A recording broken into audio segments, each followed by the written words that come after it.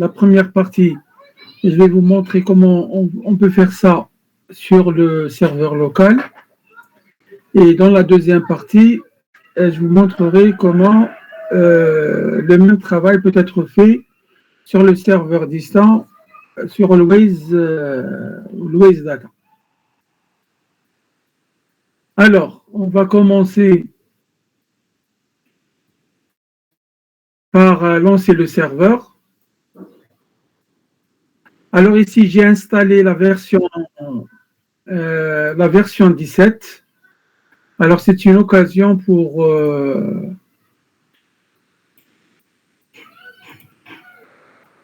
voir comment ça marche par rapport à la version 14. Pour ceux qui ne l'ont pas encore installé, alors je lance ici la version 17 del serveur. Alors ici, la différence par rapport à la version 14, c'est qu'il y a un tableau de bord. Donc, on va cliquer sur Open Dashboard. Alors, dans Open Dashboard, il y a deux boutons. Start, qui permet de lancer le serveur HTTP, et un autre bouton Start pour lancer le serveur de base de données.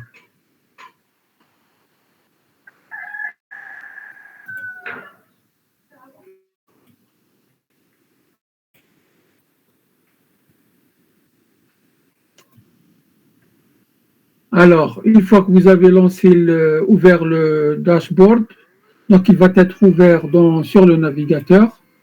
Alors, vous avez ici l'adresse de l'interface. Elle remplace l'adresse qui est utilisée par le serveur distant, par exemple Always Data. Donc, Headi 127.0.0.1, c'est le serveur local. Alors ici, vous avez un ensemble d'options pour lancer les différents modules de l'environnement.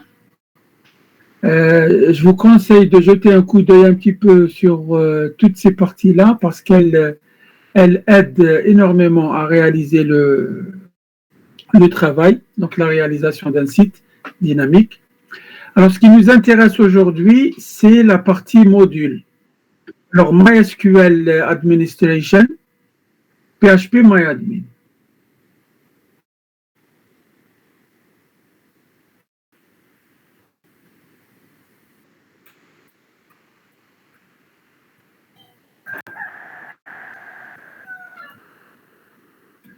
Alors, je clique sur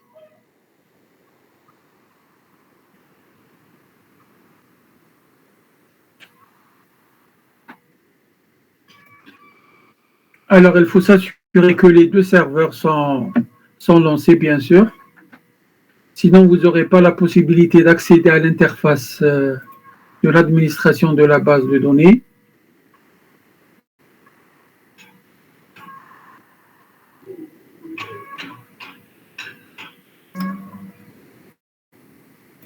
Alors ici, vous avez le bouton qui s'est manifesté Open. Alors, on va ouvrir MySQL Administration Open et vous avez cette interface. Alors, c'est l'interface qui est propre au langage PHP et MyAdmin d'une manière générale. Donc, vous trouverez la même interface que ce soit sur un serveur local ou sur n'importe quel serveur public. Alors, dans cette partie-là, il y a trois zones importantes. La première zone à gauche, elle vous permet de lister l'ensemble des bases de données que vous pouvez créer. Il y a un menu ici qui permet de réaliser certaines tâches sur votre base, sur votre serveur. Et enfin, vous avez ici, donc dans la fenêtre principale, vous aurez la possibilité de faire les différentes requêtes pour maintenir, créer et modifier votre base de données. Alors, c'est quoi une base de données?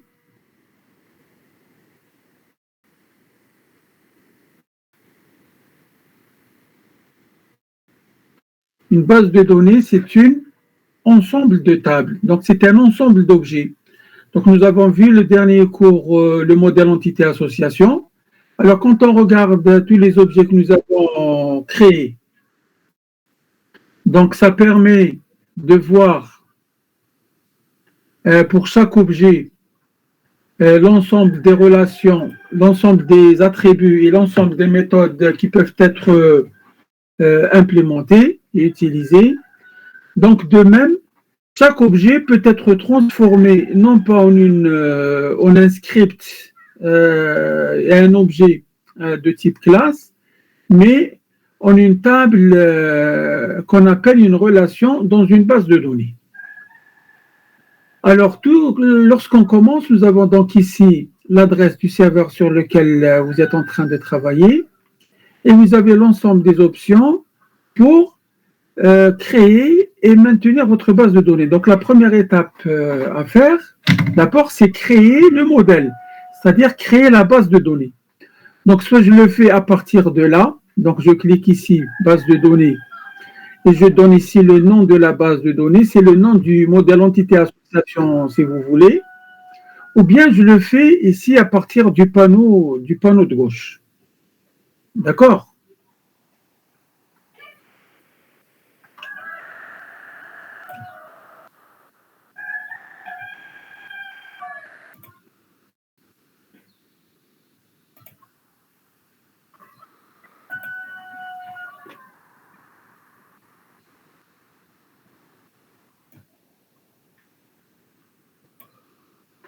Alors, on va créer une première base de données.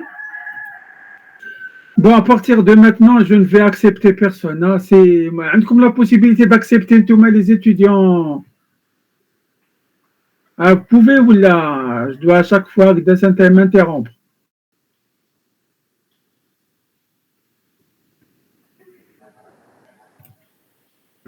Bon, je vais créer une nouvelle base de données. Donc, je vais cliquer ici. Donc, je le fais sur le panneau de gauche. Nouvelle base de données. Alors, je vais saisir ici le nom. Donc, je vais l'appeler par exemple L3 GTR 2425. Alors, ça, c'est le nom de la base de données. Je clique sur Créer. Alors, une fois que je l'ai créée, donc je l'ai ici, elle est vide. Donc, le nom de la base de données, c'est-à-dire le nom du modèle entité association, est créé donc avec un ensemble d'informations qui sont encore vides. Alors, il vous demande donc au départ de créer les objets un par un. Donc, on va commencer par le premier objet. Et là, l'objet est appelé une table. On l'appelle soit une table, soit une relation. D'accord ? Alors, je clique ici sur le nom, je clique et je saisis par exemple le premier objet, je vais l'appeler section. C'est-à-dire la section qui représente un ensemble d'étudiants.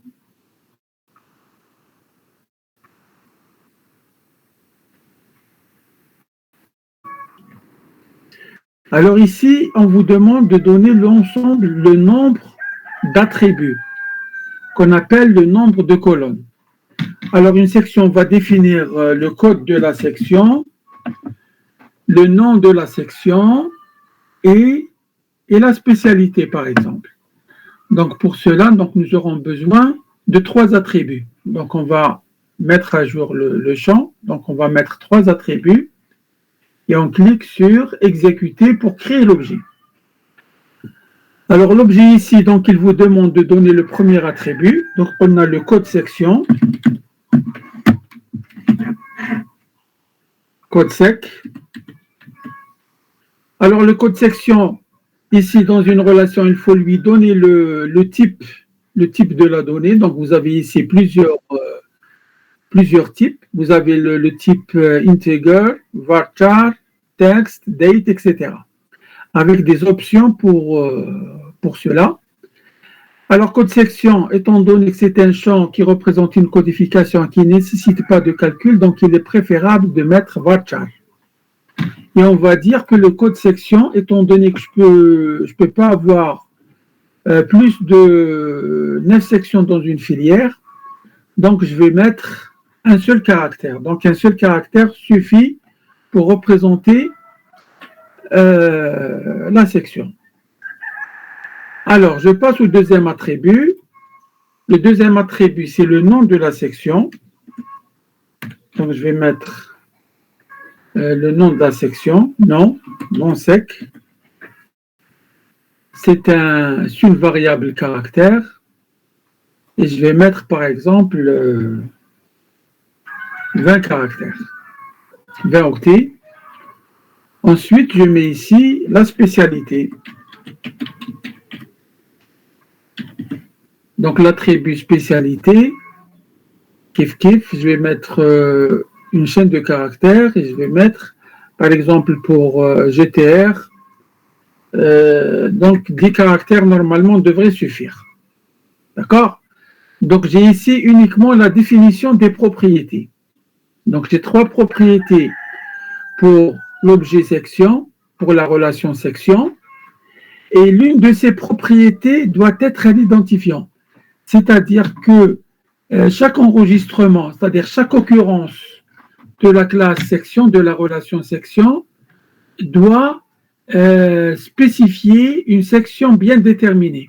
Alors pour cela, on va utiliser le champ index. Ici, je vais cliquer sur primary. C'est-à-dire c'est une clé primaire. Donc on verra à quoi ça sert les différents types de clés dans la suite.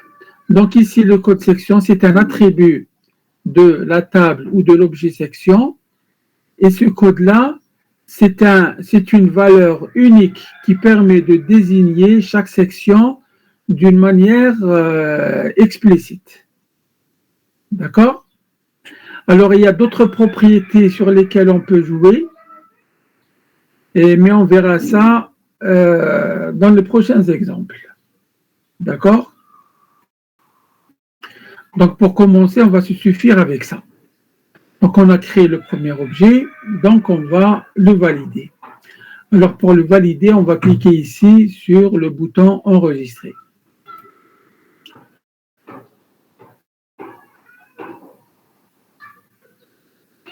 Alors, on a une erreur, c'est un petit peu bizarre.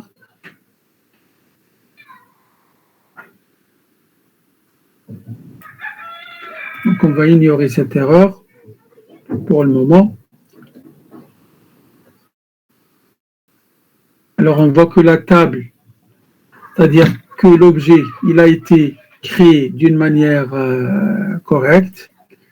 Donc, lorsque je clique sur section ici, sur le panneau de gauche, j'ai un ensemble de colonnes.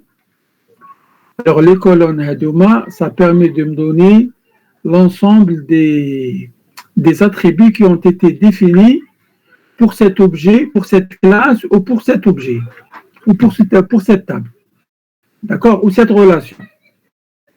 D'accord? Alors, si je veux regarder les spécificités de chaque objet d'une manière à part, donc je clique sur l'attribut et j'ai ici les différentes propriétés. D'accord? Alors, c'est la première table qui a été créée. Donc, on va créer une autre table. Toujours dans le même modèle entité association, c'est-à-dire dans la même base de données. Donc, on va cliquer sur Nouvelle table pour créer l'objet étudiant. Donc, je clique sur Nouvelle table.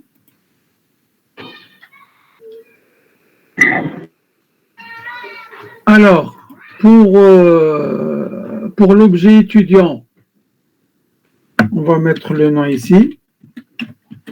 Donc, l'objet ou la classe ou la table ou la relation, c'est la même chose. Hein? Donc, mais à chaque fois, je dois rappeler ça. Alors ici, nom de la table, c'est étudiant. Alors, le premier attribut, c'est matricule. Je vais le mettre comme une chaîne de caractères sur 12 caractères. J'ai également le nom de l'étudiant. C'est une chaîne de caractères. Je vais le mettre sur 20 caractères, par exemple. J'ai également le prénom.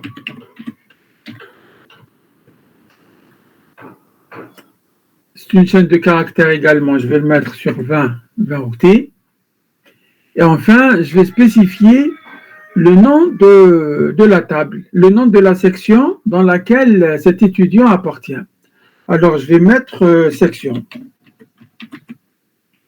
D'accord? Section, je vais mettre les mêmes informations que j'ai spécifiées tout à l'heure dans la table section pour faire la correspondance.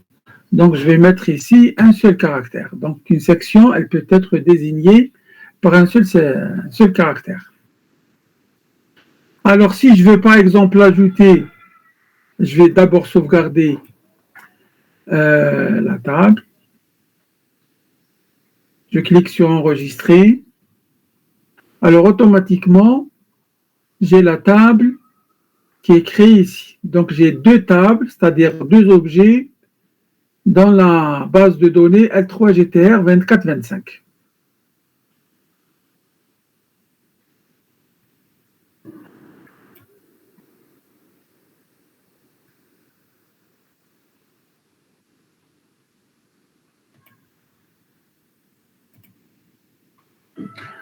C'est OK jusqu'à maintenant?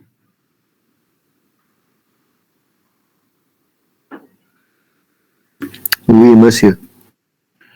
Alors maintenant, Kifesh, on va attribuer des enregistrements, c'est-à-dire des occurrences à chaque table. Chaque table, on va lui affecter un ensemble d'informations. Donc, je vais ajouter d'abord, je vais définir quelques sections. Donc, je clique sur section. Alors, dans cette section, comme vous voyez ici, donc la table, elle est déjà définie, mais elle est vide, elle ne contient aucune information. Alors, pour ajouter un nouvel enregistrement, c'est-à-dire une nouvelle occurrence, je clique ici sur insérer. Cliquez à l'insérer. Alors, on a appelé deux possibilités d'ajouter pour ajouter deux sections. Alors, la première section, c'est la section A. Le nom de la section, c'est le GTR.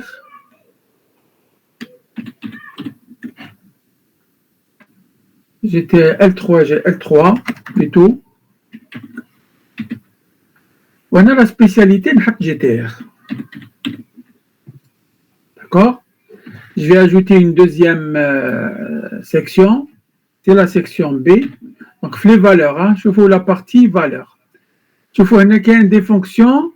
Les fonctions, ils représentent les méthodes. On appelle ça des triggers. Les triggers, on les verra. Peut-être qu'on les verra parce que ils ne sont pas vraiment très utilisés dans un premier niveau. Donc, on va d'abord se suffire avec les valeurs. Si on a le temps, je vais vous montrer comment utiliser ces méthodes prédéfinies. D'accord? Alors ici, code section B, nom de la section.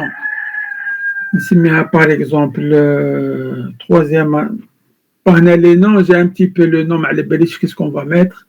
Donc, je vais mettre, par exemple, l'essence 3. Là, c'est juste pour avoir un exemple. Dans la spécialité, on a toujours, par exemple, ISIL. D'accord? Je clique sur exécuter ici pour définir les deux enregistrements, c'est-à-dire les deux occurrences. OK?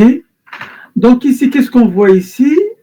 Le système, il vous donne la requête SQL qu'on va étudier par la suite qui permet de faire le même travail. Alors, je fais la requête parce que c'est le même type de requête qu'on va utiliser dans nos scripts. Alors, la requête d'insertion d'occurrence, d'objet ou d'enregistrement dans une table s'écrit de cette façon. Insert into le nom de la table, les noms des attributs, values, et les noms des valeurs. Donc, le premier inuplet représente la première occurrence et le deuxième inuplet représente la deuxième occurrence. D'accord? Alors, lorsque je reviens dans la partie parcourir, et là, je trouve les deux occurrences qui ont été créées. D'accord? Alors, je reviens et je fais la même chose pour la table étudiant. Alors, la table étudiant.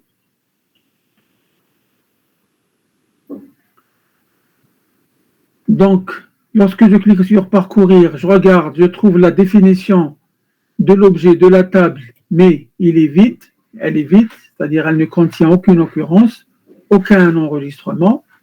Alors, comme on a vu tout à l'heure avec l'autre table, cliquez ici sur insérer pour pouvoir ajouter de nouvelles valeurs. Alors, on va prendre le premier étudiant, par exemple, le matricule TAO, c'est 111. Le nom, par exemple, étudiant 1. Le prénom 1. Et la section, la section A. Je passe au deuxième étudiant. 2. Alors, étudiant 2. Le prénom 2. Et la section, on va mettre la section B. Et je clique sur exécuter. Lorsque je clique sur exécuter, le système te donne la requête SQL qui permet de faire le même travail. C'est-à-dire ce que nous venons de voir de faire avec un formulaire, on peut le faire en utilisant cette requête SQL qui peut être utilisée par la suite dans un script PHP. D'accord ? Alors, lorsque je reviens sur la table étudiant et je clique sur parcourir, et là, je trouve les deux enregistrements qui ont été insérés. Alors, si je veux ajouter une nouvelle section, par exemple, donc on a déjà deux sections. On a A et B, donc je vais ajouter la troisième section, je clique sur insérer. Et il y a toujours le même formulaire pour pouvoir insérer votre nouvelle section en utilisant les propriétés que vous avez définies, les attributs que vous avez définis pour la table. Donc là, je vais prendre la section C, derrière ACAD par exemple, ou la spécialité L3. وهنا ندير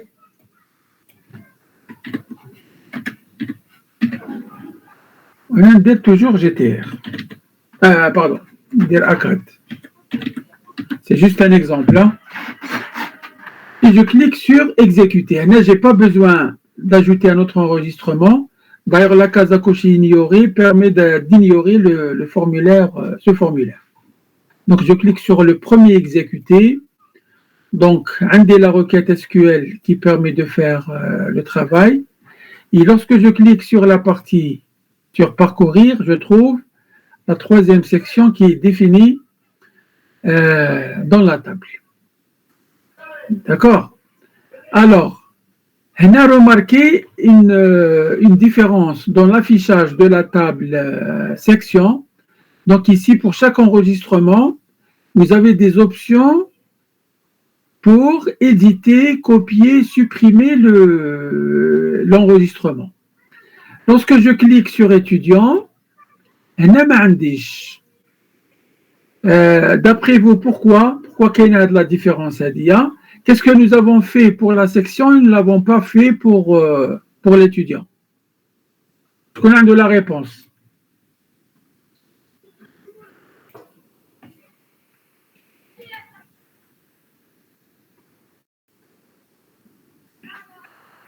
Qui a la réponse? Monsieur, est-ce que tu peux répéter la question? Alors, la question, Heilig. Lorsque je regarde la table section, l'objet section, la classe section, on a les trois enregistrements ici. Donc, vous voyez les trois enregistrements.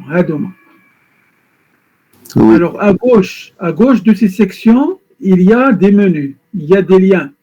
Donc, le lien édité, le lien copié et le lien supprimé à côté de chaque enregistrement. D'accord? Vous le remarquez? Oui, monsieur.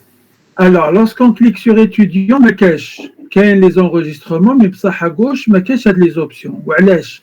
Qu'est-ce que nous avons fait pour la section? Nous ne l'avons pas fait pour l'étudiant. Qui a remarqué quelque chose? Monsieur le primary key.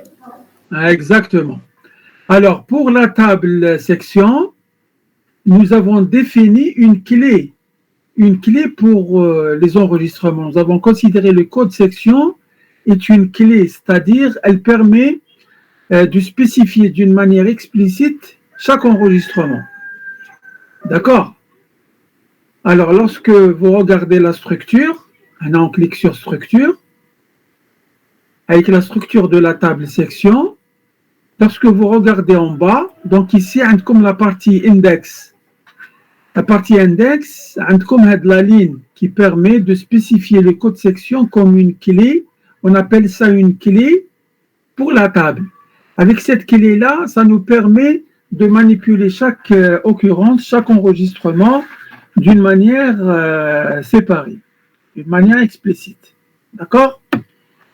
Alors, justement, c'est ça la différence. Qui dit la table étudiant, on rejoint la structure. Alors, j'ai les enregistrements, mais lorsque je regarde les index, il n'y a aucun index n'est défini. C'est pour cette raison-là que les enregistrements ne peuvent pas être manipulés séparément, comme vous voyez ici. Alors, pour remédier à ce problème-là, donc, on revient à la structure, c'est-à-dire à la structure de l'objet, de la classe, de la table, d'accord? Alors, on va cliquer sur le matricule, soit on le coche ici, avec donc les options cochées, je modifie. Ici, je clique sur primary, sur primaire, d'accord? C'est-à-dire pour définir ce champ comme une valeur primaire, c'est-à-dire qui sert à identifier chaque enregistrement d'une manière explicite. D'ailleurs, la réalité, ce qui arrive, nous les étudiants, comme des matricules différents, chacun a son propre matricule, pour qu'on puisse les manipuler, chaque étudiant, chaque enregistrement, on peut le manipuler séparément lorsque j'affiche tous les étudiants. D'accord? Alors, il y a des premières possibilités. Donc, soit je coche ici, je coche le champ ici, vous cliquez à la primaire ou la primary si vous avez la version anglaise. Soit, si vous ne cochez pas ici, vous cliquez à la primaire. D'accord? Cliquez à la primaire pour définir le champ en tant que primaire. Alors, lorsque je clique ici, primaire, OK, il y a tel que si vous regardez bien, la requête SQL correspondante qui permet de définir une clé primaire à un attribut. Donc, c'est l'attribut matricule. Donc, je clique sur OK. Alors, une fois que je l'ai fait, donc vous remarquez le symbole la clé qui est mis à côté du matricule. C'est-à-dire que ce champ est utilisé comme un champ qui permet d'identifier d'une manière unique chaque enregistrement de la table. D'accord? Alors, lorsque je reviens ici dans la partie parcourir, donc vous voyez le menu contextuel correspondant à chaque enregistrement, il apparaît. Donc, je peux utiliser ce menu-là pour modifier l'enregistrement, alors que tout à l'heure n'apparaissait pas. Alors, pour modifier, par exemple, le premier étudiant, cliquez maintenant sur éditer. Et là, j'ai le formulaire de tout à l'heure qui permet de le modifier. Alors, je vais modifier, par exemple, l'anaya étudiant, ordre anaya E belle majuscule.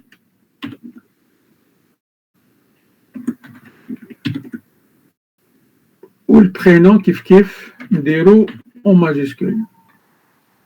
On clique à exécuter. Alors, lorsque j'exécute, la modification qui est faite. Alors, la même chose, si je clique sur supprimer, l'enregistrement, il va être supprimé. L'occurrence, c'est-à-dire l'occurrence de l'objet, l'enregistrement, il va être supprimé ou copié. Et c'est pour... ainsi, copier, à quoi ça sert?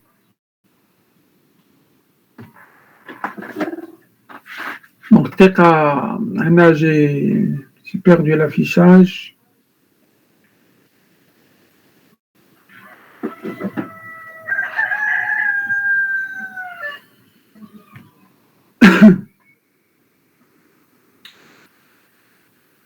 Alors, copier.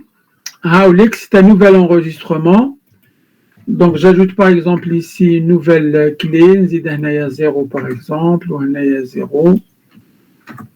La section par exemple, exécuter. Alors, qu'est-ce que vous remarquez? J'ajoute un nouvel enregistrement qui ressemble au premier, mais bien sûr avec des valeurs différentes. Il faut s'assurer que toujours, si le matricule est une clé primaire, lazim يكونوا هاد les valeurs différentes. C'est-à-dire, je ne peux pas créer deux étudiants avec le même matricule. Vous êtes d'accord? Alors, je supprime par exemple le troisième que je viens d'ajouter. Cliquez à la supprimer. J'ai la requête SQL qui permet de faire ce travail. Delete from étudiant, where étudiant, point matricule, c'est-à-dire le matricule de l'étudiant est égal à cette valeur. La valeur l'htena. Il prend toujours la clé, c'est-à-dire le champ que nous avons, l'attribut que nous avons défini par primary. Right? On dit OK. L'enregistrement, il est supprimé. OK? Maintenant, le AZ, le PHP, il te donne ce qu'on appelle un design qui permet de montrer le modèle entité association que vous avez créé dans votre base de données. Alors, je clique ici sur la table et je viens ici sur plus ou un le concepteur. D'accord? Vous voyez ça? Je clique sur concepteur. Voilà, il y a les deux objets, les deux classes. Donc, on a la classe étudiant, on a la classe section.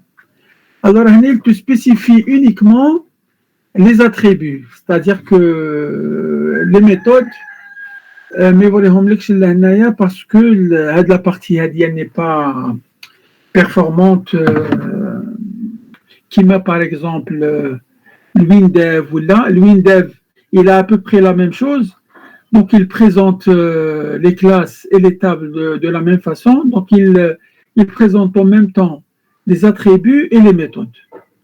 D'accord? Et on pourra par la suite concevoir notre site sur la base de ce modèle-là. Maintenant, PHP, il donne les attributs parce qu'on pense que le développement du site ne nécessite en fin de compte que la connaissance des attributs. Alors, il y a certainement une relation entre les deux tables, entre la table section et la table étudiant. Donc, la table étudiant appartient à une section et une section contient plusieurs étudiants, n'est-ce pas?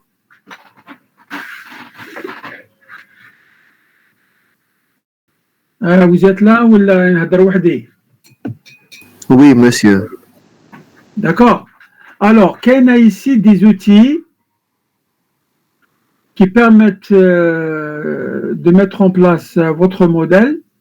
Alors, le modèle ici, donc pour définir une relation entre deux tables, donc clique sur Nouvelle relation. Alors, lorsque vous cliquez sur relation, il faut sélectionner la clé référencée, c'est-à-dire la clé qui représente la clé primaire, celle qu'on a définie, l'attribut qu'on a défini primary tout à l'heure, dans la table parent. Alors, la table parent, Section. Voilà, donc je clique sur code sec. D'accord? Alors, maintenant, tu peux le message, sélectionner la clé étrangère. La clé étrangère, c'est-à-dire l'attribut qui permet de faire la relation entre les deux tables. Alors, je vois l'attribut qu'on a ajouté dans la table étudiant qui permet de faire le lien avec la table section. Il y a la section. D'accord? C'est le dernier champ que nous avons défini ici. Alors, si je clique sur section, il y a un message d'erreur. Ou parce que le message, il s'attend à une clé étrangère.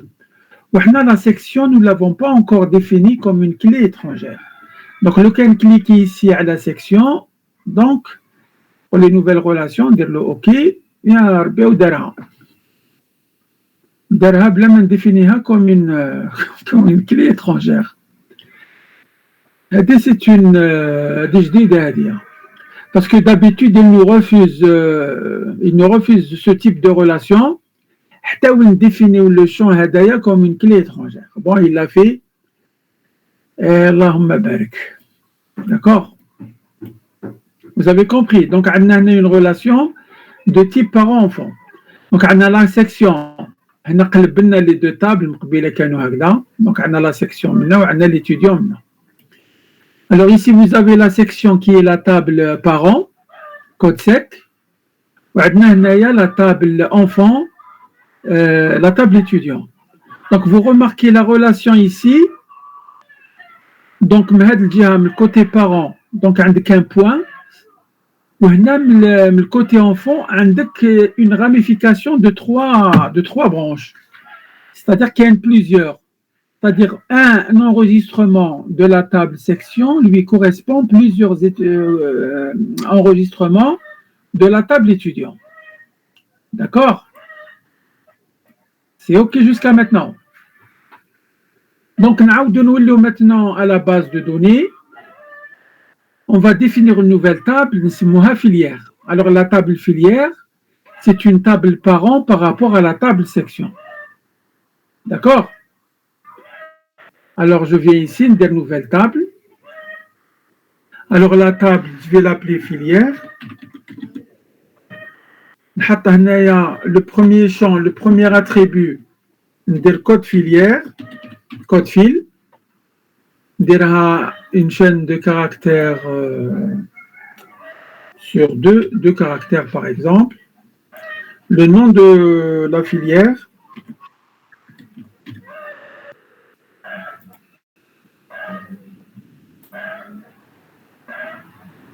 Le nom de la filière. Le nom de la filière NDR sur 20 caractères.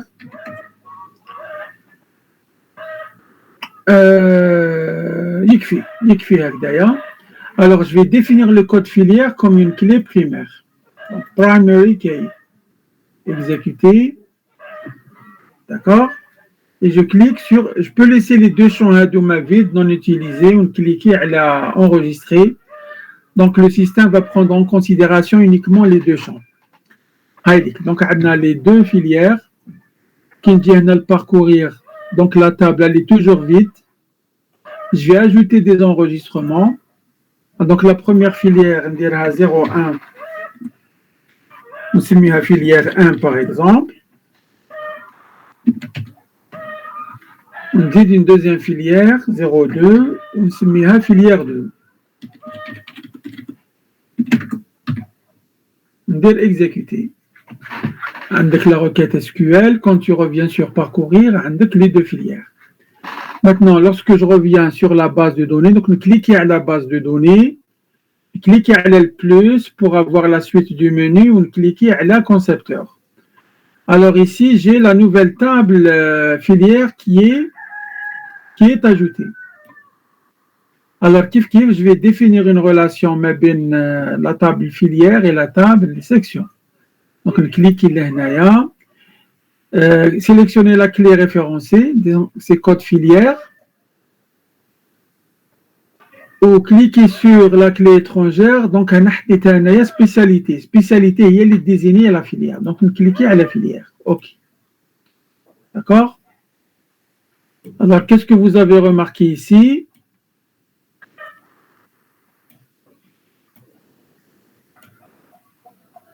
Alors, vous avez remarqué que nous avons d'abord la table filière, c'est une table parent pour la table section, et la table section, c'est une table parent pour la table étudiant. Vous avez remarqué également, pour spécifier une relation entre deux tables, on n'a pas besoin que les champs aient le même nom. Donc, on a la clé code sec, le parent, section étudiant. Ça n'empêche pas qu'on les appelle de la même façon. D'une manière générale, les deux champs peuvent être de noms différents. Donc, on a code sec et on a section ici. Et de l'autre part, entre la filière, nous avons le code filière. C'est le champ qui permet de faire la relation avec ce que nous avons appelé ici spécialité. Alors, en plus du nom qui est différent, on a la taille du champ qui est différente. Donc, ici, la taille du champ, c'est 2 caractères. On a la taille du champ, c'est 10 caractères. Ils sont compatibles, c'est-à-dire de point de vue type de données. Ce sont 2 chaînes de caractères. C'est valable aussi si on a un entier avec un réel, etc. C'est-à-dire s'il y a une compatibilité entre les types de données, donc la relation, elle peut être créée. Ici, vous avez la même taille entre l'étudiant et la section. Vous avez la même taille du champ et le même type, mais avec un nom différent. D'accord? Vous avez remarqué cette remarque. C'est clair? Oui, monsieur. Oui, monsieur. C'est clair. Pour tout le monde.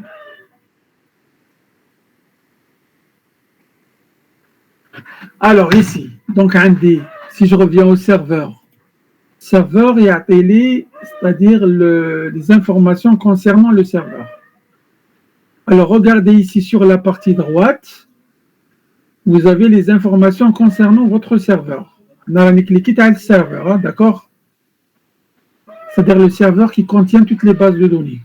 Donc, vous avez l'adresse IP du serveur. Donc, ici, 127.0.0.1, ça veut dire que le serveur utilisé, c'est un serveur local.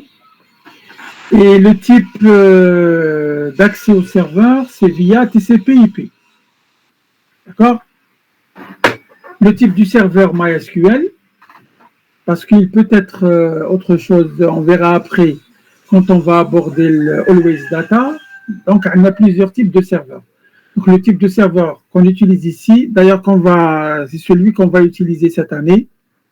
On va uniquement travailler avec le MySQL. Alors, le type du serveur MySQL, etc. Vous avez là, c'est le serveur, l'utilisateur pour l'accès au serveur. C'est quelque chose, c'est des informations d'identification qu'on utilisera par la suite dans nos scripts pour pouvoir accéder au serveur. Donc, serveur local, hiya hadi, root, pour le nom de l'utilisateur, et localhost pour le serveur. Et plus, bien sûr, le jeu de caractères. C'est-à-dire, est-ce que tu travailles en français, ou là en arabe, là en chinois, ou là, pour adapter les caractères, les symboles, etc. Ici, concernant le serveur d'évaluation, le serveur web, qui kiffe les informations. Et il faut tenir compte de la version du serveur, parce qu'il y a des versions du PHP qui peuvent utiliser des caractéristiques à la version de MySQL. D'accord? C'est-à-dire qu'il y a des instructions qui sont définies dans les versions plus récentes de PHP qui ne peuvent pas s'exécuter sur des versions plus anciennes de MySQL. Donc, il faut toujours vérifier cette partie-là. Sinon, le site TAC risque de fonctionner sur certains serveurs et ne pas fonctionner sur d'autres, s'ils ont une version ancienne qui est installée. D'accord? Alors, une fois que nous avons donc défini le serveur et les bases de données, donc nous avons donc ici, fait l'exemple localement, des 2 serveurs, 2 bases de données, que j'ai créées auparavant pour les jeux d'essai, ou celle qu'on a créée aujourd'hui. Maintenant, qu'est-ce qui est important toujours dans la maintenance d'une base de données? C'est qu'il faut toujours avoir la possibilité d'exporter cette base de données sur un serveur, sur un emplacement externe, pour pouvoir récupérer les données en cas de perte. Alors, vous avez ici un ensemble d'options. qu'il y a des options qu'on verra au fur et à mesure. Alors, on va commencer par la plus importante, les IA exporter. Alors, je vais cliquer ici sur la table L3GTR pour exporter uniquement cette base de données. Je vais cliquer sur exporter donc, de l'exporter. Alors, lorsque je clique sur cette option, on a l'interface qui permet de spécifier le type d'exportation que je veux faire. Alors qu'il y a plusieurs types, qu'il y a plusieurs options. Alors, on a un modèle, si tu veux utiliser un template, si tu fais toujours la même chose, tu peux l'enregistrer avec ça. Donc, d'une manière générale, tu n'as pas besoin de modifier cette partie-là. On a la méthode d'exportation qui a deux options, rapide et personnalisée. Parce qu'il y a parfois des erreurs d'exportation et surtout, ça peut jouer sur la taille des données qui peuvent être exportées de votre serveur vers un lecteur externe. Donc, généralement, Hadia, on ne touche pas également pour nous, hein, d'accord, pour nos TP, parce que les bases de données, ça sera des bases de données très petites. Donc, on n'a pas besoin de faire attention à ce type d'options. Ici, donc le format d'exportation, vous avez plusieurs formats. Donc, Hadouma Kamel, il y a certains que vous avez, qu'on a vu l'année dernière, qui est ma CSV. Donc, JavaScript, je vous ai bien demandé dans un exercice, dans un TP, de faire l'exportation de valeurs dans un fichier de type CSV. Alors qu'un CSV for MS Excel, etc., qu'un JSON, si on veut structurer nos données dans des structures JSON, c'est quelque chose que nous avons vu dans JavaScript. PDF, c'est juste pour l'archivage. PHP Array, c'est pour votre programme, si vous avez une petite base de données que vous voulez implémenter sous forme d'orienté objet et non pas sous forme de table. Donc, le cas avec des tableaux qui marchent le cours la dernière fois. Le TP plutôt la dernière fois, nous avons créé des classes en utilisant des tableaux. Avec l'SQL, donc le modèle qu'on utilise assez couramment, qu'on va voir tout de suite justement, qui se base sur le langage SQL. Le type texte, XML, c'est quelque chose normalement que vous connaissez déjà. D'accord? Donc, on a SQL par défaut, parce que c'est le type de structure qu'on va utiliser dorénavant. Alors, je clique sur exécuter. Alors, lorsque je clique sur exécuter, il va me créer un fichier texte avec une extension SQL. SQL, qu'il va contenir des requêtes SQL qui permettent de créer votre base de données. D'accord?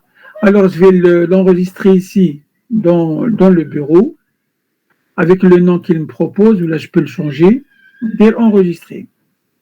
Voilà. Lorsque je reviens sur le bureau, alors sur le bureau, j'ai le fichier HEDA, A3GTR 2425 SQL. Je peux l'ouvrir avec un éditeur de texte, avec Dreamweaver ou avec n'importe quel éditeur de texte. Alors, avec Notepad++, par exemple, il y a les instructions SQL. Il y a deux points, deux tirés. C'est un commentaire, c'est-à-dire qu'il n'a aucun effet sur le programme. C'est juste à titre d'information. Hadoma, c'est des commandes qui permettent de paramétrer la communication. Donc, si vous utilisez plusieurs types de connexion, donc vous pouvez jouer sur ça, sinon, ce n'est pas la peine de le faire. Même maintenant, la définition du temps, etc., time zone, etc. Bon, l'essentiel se trouve ici, dans cette partie-là. Alors, pour créer la base de données, donc ici, la base de données, elle s'appelle L3GTR, à titre d'information. Pour la création des classes et des tables, vous avez les requêtes SQL. Ramlik les requêtes SQL. Donc, ça vous permet de comprendre assez rapidement le langage SQL, HADA par exemple, pour la création d'une table. Alors, create table, étudiant, matricule, varchar, 12, note nulle, etc. Ensuite, avec la page de code et le moteur de base de données. Donc, là-dessus, des spécifications techniques qui se réfèrent au type de serveur qui a été utilisé dans votre version EasyPHP ou la autre, dans votre serveur local. Ensuite, vous avez ici la définition des enregistrements à l'aide de la requête SQL, insert into étudiant, matricule, nom, prénom, section. Ce sont les attributs que nous avons définis pour la table, pour l'objet étudiant, values. Vous avez ici les occurrences d'objets ou bien les enregistrements qui ont été définis dans notre exemple. Donc, on a défini 2 étudiants. On a la même chose pour la table filière. On a code fil, non fil, etc. On a l'insertion des 2 enregistrements. Nous avons également la même chose pour la table section. Create table section, avec les noms des attributs, etc. et l'insertion des enregistrements des occurrences d'objets. Alors, une fois que les structures des tables ont été définies, donc, par exemple, la définition des clés. Les clés, elles sont importantes. Pourquoi? Parce que ça nous permet de créer les relations entre les tables. Qui match le modèle entité association, je vous ai montré tout à l'heure. Donc, nous avons défini pour la table étudiant le champ matricule. Et pour la table filière, on a défini le champ code fil comme une clé, c'est-à-dire attribut primaire. Et pour la section, nous avons défini code sec comme attribut primaire. Donc, les 3 attributs, c'est avec ça qu'on arrive à réaliser les relations entre les tables. D'accord? Alors, le fichier, donc il est enregistré quelque part. Donc, ça peut jouer le rôle d'une sauvegarde de données, donc sous format SQL. Alors, dans ce cas-là, je peux revenir dans mon base de données. Imaginez par exemple que j'ai perdu la base de données Hadia. Imaginez que je l'ai perdue. Je vais supprimer par exemple les 3 tables. Alors pour les supprimer, soit je les supprime un par un, une par une, en utilisant le bouton supprimer, ou l'operations. Alors l'opération, un des plusieurs méthodes qui permettent de le faire. Alors, vous avez ici, par exemple, retirer la base de données, supprimer la base de données. Je peux la supprimer entièrement. Ou là, je peux, par exemple, supprimer uniquement, vider uniquement les tables. Imaginez que les tables ont été vidées.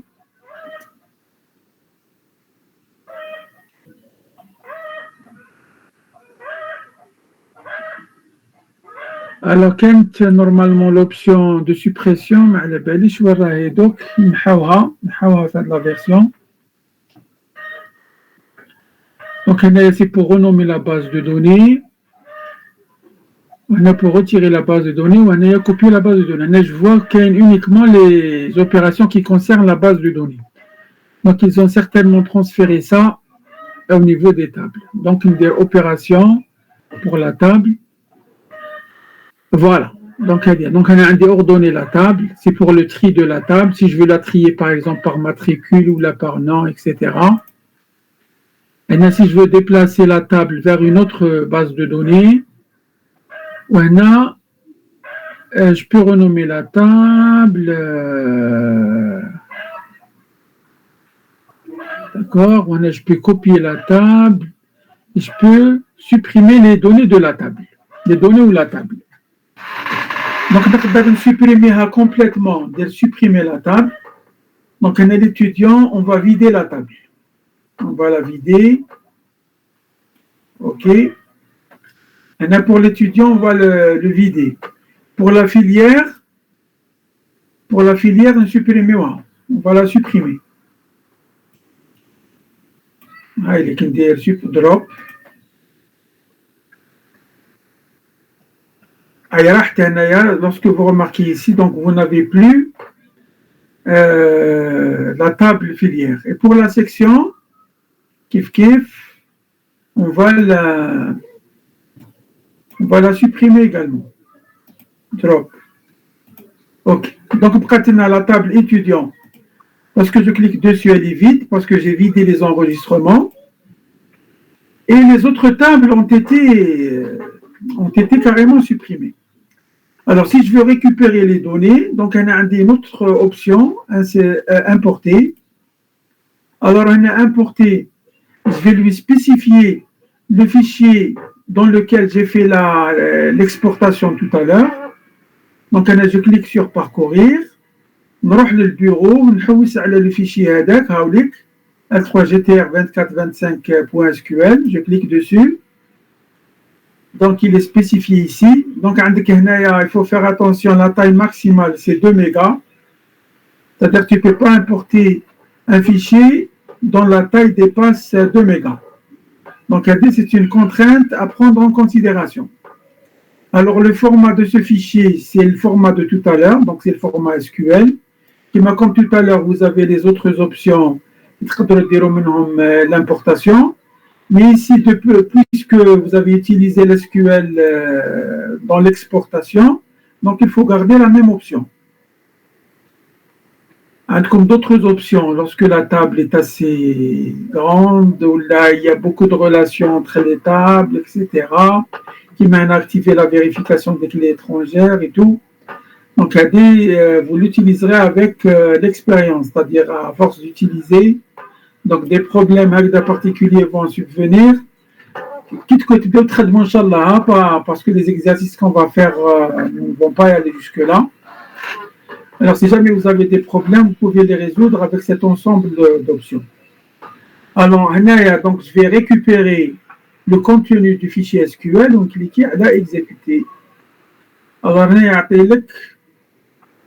un aperçu sur les erreurs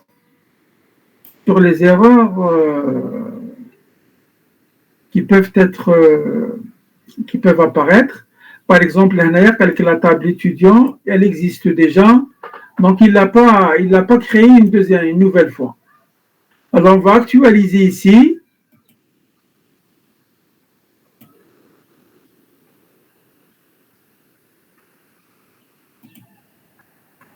On a la table étudiant, donc la requête, l'importation n'a pas réussi à l'aide de la table étudiant. Donc on va soit la renommer, soit la supprimer. On va la supprimer pour pouvoir faire l'importation. Alors étudiant, opération, carrément, supprimer la table. OK. On déroule l'importation dans la table L3GTR, importer, on sélectionne le fichier, on dit exécuter. Il va exécuter les requêtes avec le compte rendu, des requêtes qui ont été exécutées avec succès. Donc toutes les requêtes ici ont été exécutées avec succès, donc vous avez automatiquement ici les tables qui sont récupérées. Par exemple, si je regarde étudiants, alors, Kinder parcourir, je retrouve les deux étudiants que j'avais définis auparavant, la filière Kif Kif et la section Kif Kif. Maintenant, si je veux faire une modification dans le fichier Hadaya, c'est-à-dire je profite en même temps que je fais l'importation, j'ajoute des enregistrements, par exemple pour les étudiants. Alors, on dirait un nouvel enregistrement. Donc, je vais l'écrire manuellement. Donc, c'est l'étudiant d'Erlo 333. L'étudiant 3. Prénom 3. D'Erlo section C. D'accord? Je sauvegarde le fichier. N'aoud l'importation de la table étudiant. Donc, j'ai l'étudiant, opération, je la supprime.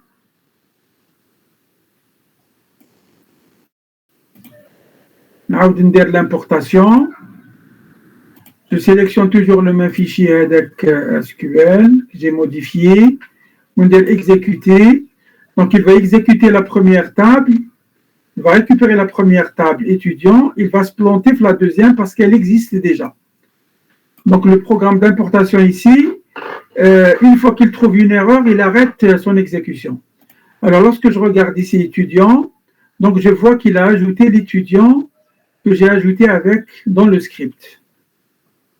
D'accord? Alors, les principales opérations qui concernent les bases de données dans l'interface MyAdmin du serveur MySQL. Reste une option que nous n'avons pas encore vue, mais qu'elle est très importante, mais qu'on verra bien sûr les prochaines fois, qui est la partie SQL. Alors, la partie SQL ici, c'est une interface qui permet d'écrire des requêtes SQL, de les exécuter pour avoir différents résultats. D'accord? On verra ça en détail les prochains cours, parce que là, c'est un ou les deux cours pour pouvoir survoler tout ce qu'il y a sur les notions de base du SQL. Et d'un autre côté également, vous avez la façon avec laquelle on va créer des requêtes, on va créer des vues. D'accord? Alors, par exemple, ici, lorsque je suis au niveau d'un étudiant, donc je peux créer une vue. Donc, la vue Hadiyatanit que vous voyez ici, on verra ça les prochaines fois, Inch'Allah. Ce sont deux notions très importantes qu'il faudra avoir le temps pour pouvoir les expliquer d'une manière acceptable, quoi. Ok? C'est clair? Oui, monsieur. Très bien. Maintenant, on va voir la même chose avec Always Data. Allez, on va voir comment on peut faire le même travail en utilisant un serveur distant. Alors, je vais utiliser un compte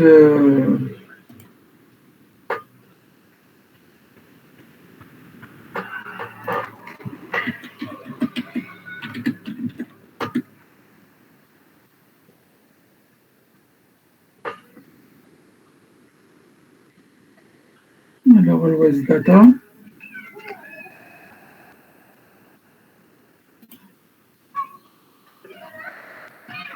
Alors, je vais entrer avec un de mes comptes.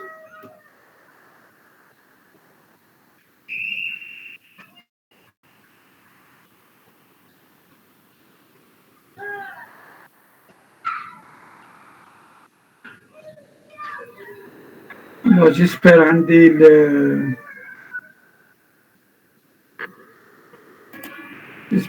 le mot de passe. J'espère qu'il va se connecter.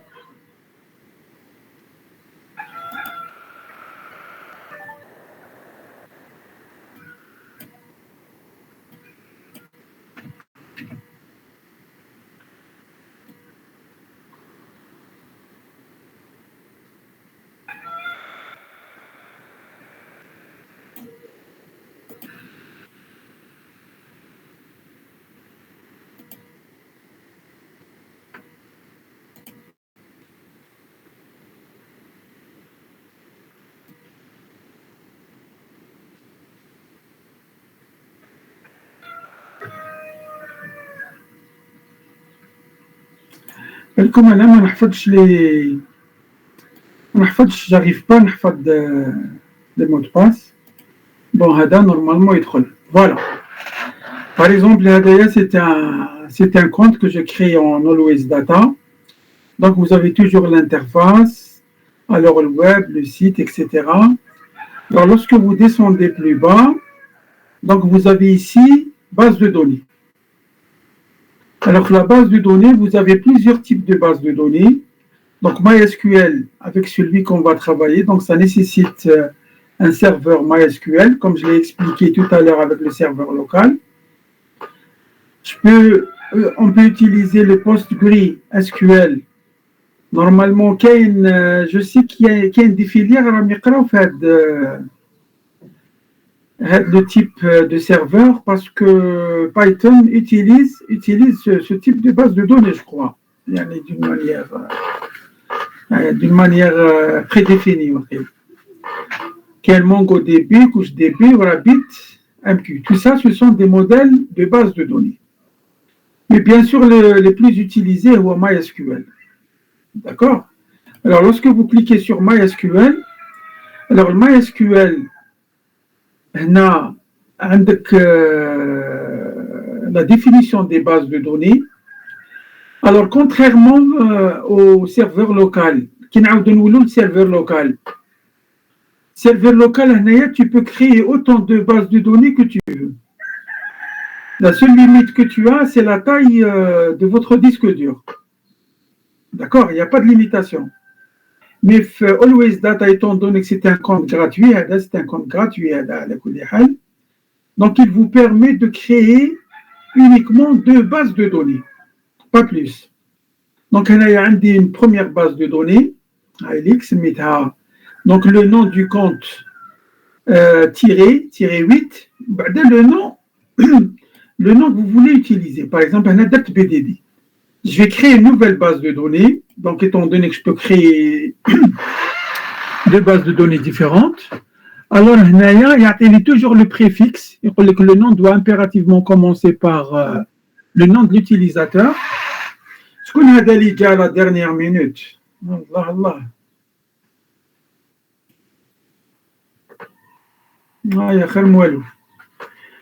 D'accord? Donc, on va mettre ici, par exemple, L3GTR. L3GTR. Avec les permissions d'accès, c'est l'identifiant de l'utilisateur. L'identifiant de l'utilisateur.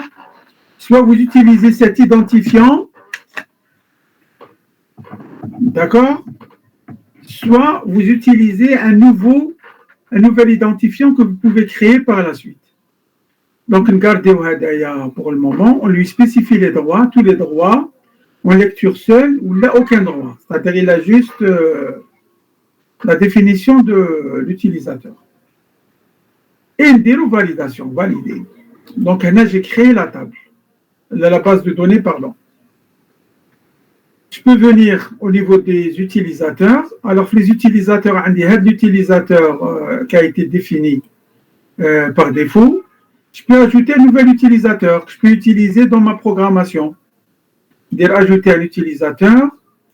Donc, toujours le même principe. On a par exemple L3GTR. Alors, L3GTR, le mot de passe, on donne le mot de passe par exemple, n'importe quel mot de passe, 3.0. Si je veux une connexion sécurisée, donc on clique sur la connexion SSL. Avec les permissions. Alors, les permissions d'accès à la base de données. Donc, à la première base de données, par exemple, aucun droit. À la deuxième base de données, on a tous les droits. D'accord? Les droits d'accès à la base de données. Donc, soit avec tous les droits, c'est-à-dire lecture et écriture, soit lecture bulk, soit aucun droit, ni lecture ni écriture. D'accord? Et je valide.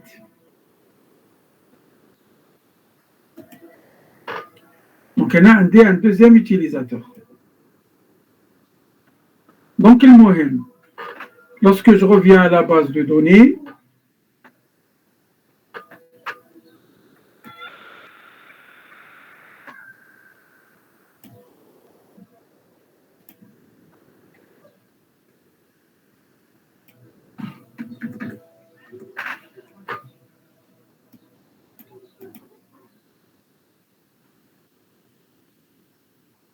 bon, le mot de passe est trop faible, donc on a le واحد تصعيب شوية.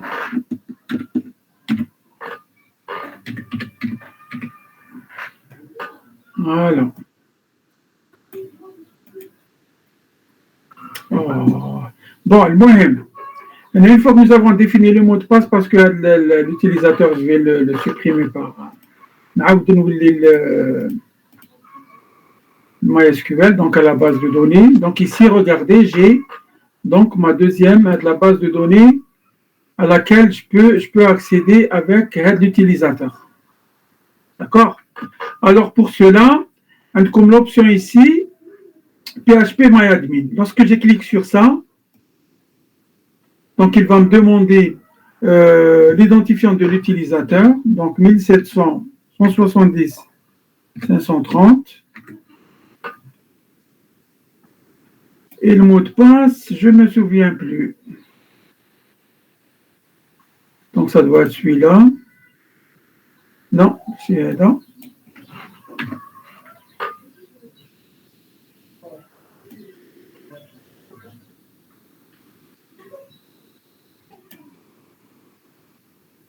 Ça doit être celui-là. Donc là, on dit connexion.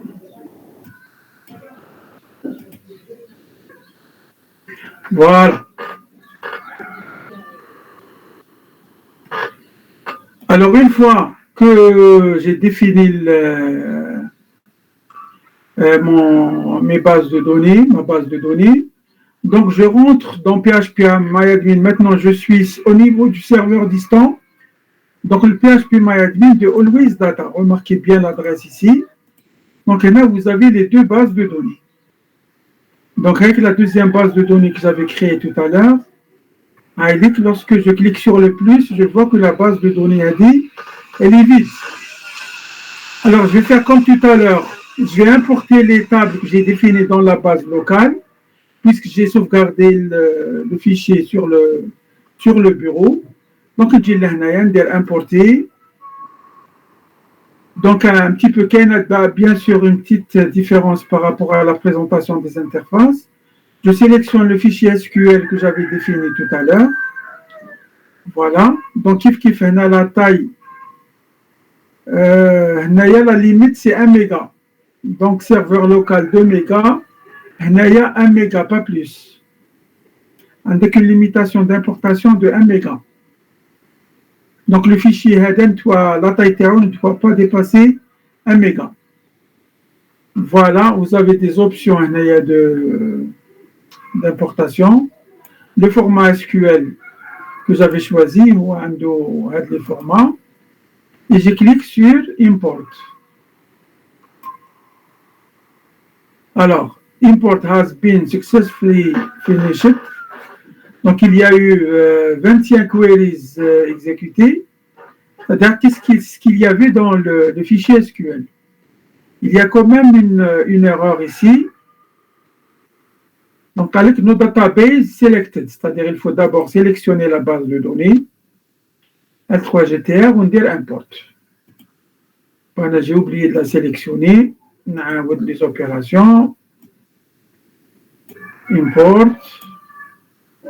Voilà, les requêtes NAS sont exécutées d'une manière correcte. Et lorsque vous regardez ici, donc vous avez les trois tables. Nous avons défini localement sauvegardées et maintenant nous les avons importées dans le serveur distant. Alors lorsque je vais à la structure, je trouve la même chose.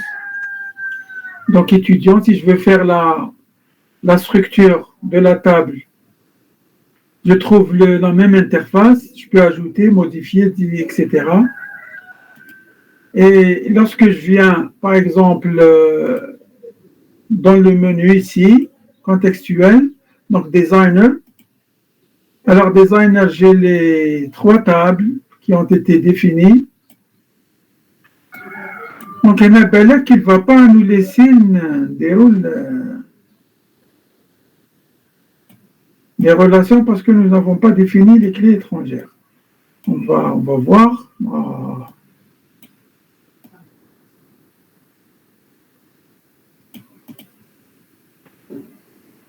La deuxième table. Voilà, on va définir les clés. Donc, du now. Referenced key, donc c'est ça. Foreign key, c'est ça. OK. Donc, il l'a créé. Très bien.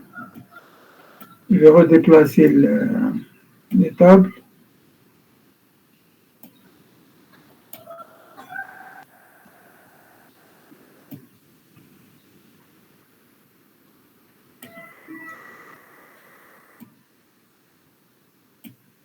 J'aurais défini la relation entre la section et l'étudiant. La phase, elle n'est pas importante, hein, c'est juste pour avoir une idée sur la structure de votre base de données. Et si vous ne le faites pas, ce n'est pas obligatoire. C'est-à-dire, c'est pas vraiment important parce que même moi, ça me donne quand même une idée sur la façon avec laquelle je peux manipuler ma base de données. D'accord? Alors, je peux revenir et je peux faire les mêmes manipulations que j'ai faites avec ajouter des enregistrements, etc. C'est clair? Oui, monsieur. Ah, très bien. Mais là, est-ce qu'il y a des questions?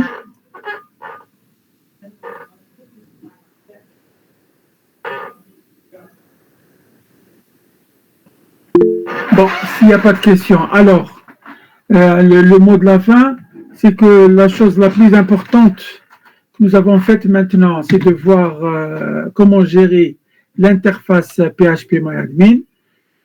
Ça sert généralement à maintenir la base de données pour faire les petits contrôles, les petites vérifications, etc. Mais la chose sur laquelle il faut se baser, c'est la partie SQL. Pas ici, bien sûr, c'est juste pour apprendre comment écrire les requêtes SQL. La prochaine cours, Inch'Allah, je vais vous donner les détails sur ça. Et encore, on va prendre c'est-à-dire les requêtes les plus utilisées uniquement. C'est-à-dire et comment les intégrer dans un script PHP qui fait une connexion à la base de données, c'est-à-dire au serveur MySQL, qui sélectionne la base de données et des tables, qui exécute des requêtes, récupère et calcule des informations et l'affiche à l'utilisateur.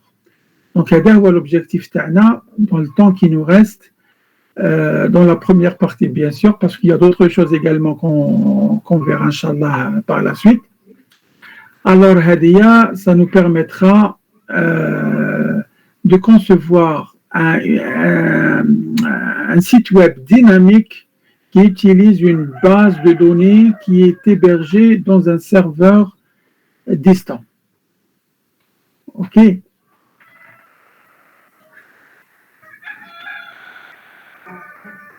Right? Oui, monsieur. Ah, très bien. Je vous laisse vous entraîner sur votre version, soit le serveur local, soit le serveur distant. D'abord le serveur local pour avoir la main un petit peu. Vous passez au serveur distant, vous trouverez les mêmes manipulations, mais sans problème. D'accord? Je fais au barque, sur Always Data, vous n'avez droit qu'à 2 bases de données bac. D'accord? Mais la base de données, elle peut contenir autant de tables que vous voulez, dans la limite de l'espace disque qui vous a été alloué, c'est-à-dire 100 mégas. Il y a une la base de données, vous ne pouvez pas dépasser 100 mégas. D'accord?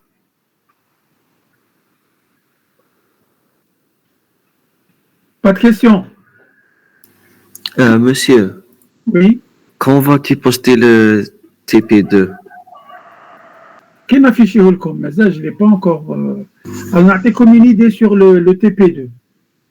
Le TP2, ça sera un ensemble d'objets de classe dans lesquels on peut enregistrer des informations dans des fichiers texte externes et à partir desquels on peut afficher des informations. Alors, maintenant pour le premier TP, je vais vous demander de faire une vidéo et dans ce cas, vous allez expliquer dans votre vidéo, il y aura 2 parties. La première partie, elle va expliquer le déroulement de votre site, de votre TP, qui va être exécuté. Ou la deuxième partie, vous expliquez le code que vous avez réalisé, classe par classe et méthode par méthode. D'accord? Parce que j'ai remarqué que les exercices précédents, quand les ramènent les solutions, ils n'utilisent pas les notions que nous avons apprises. Donc, ça ne sert à rien. Là, je comme les objets ou les classes ou camel, on se tue là-dessus, vous ne le faites pas. Alors, la prochaine fois, vous m'expliquerez en détail ce que vous aurez fait TPTACOM. On affiche welcome, Inch'Allah. D'ici le week-end, je vais l'afficher. OK? Ok, merci, monsieur. Zed. Aucune question, monsieur. Mais là, bonnes vacances. Bonnes vacances, hein? Bonnes vacances, monsieur.